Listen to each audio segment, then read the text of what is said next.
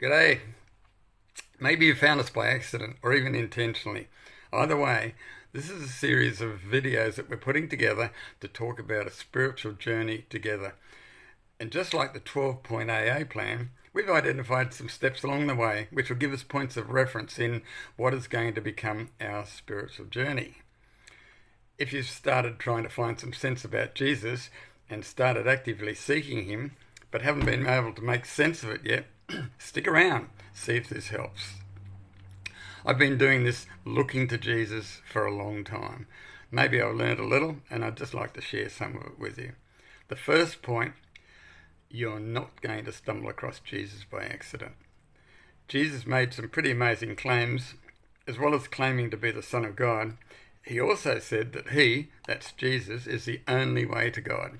And knowing and understanding God is where the journey really gets interesting.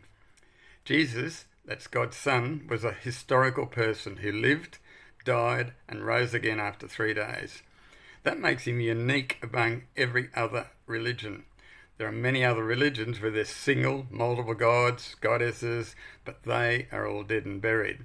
And here's the really awesome thing about Jesus. Not only did he live on earth, but he claimed to be the Son of God, and that claim has been backed up by historical research.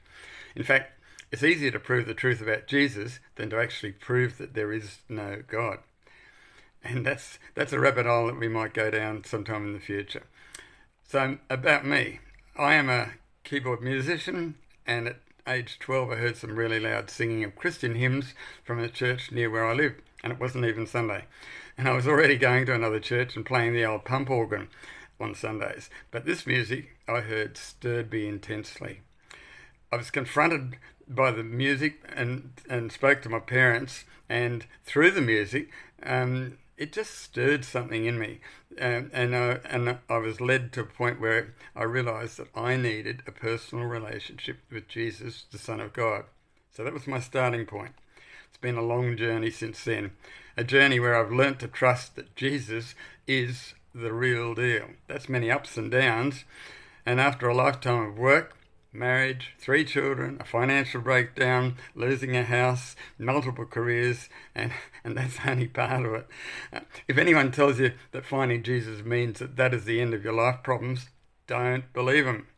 Christians experience many of the same pain and frustrations that afflict everyone else.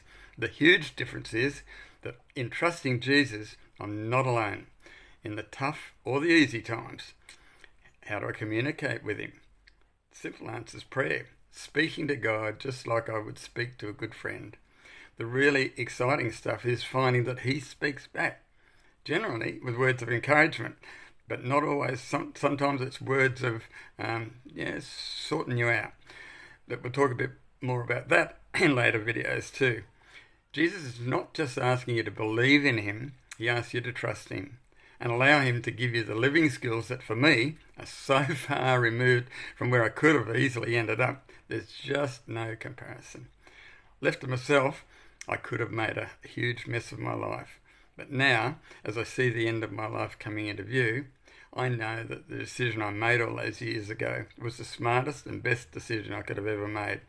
I'm now able to talk and pray with others, see them encouraged, growing in their own personal journey with Jesus. So, deciding to trust Jesus will place you among a huge crowd of people from all walks of life who have all made the same decision you're facing, but almost as good, gives you a supportive family who will support and encourage you in every aspect of your life. This is what it boils down to, folks. It's a really simple choice. So, are you out or are you in?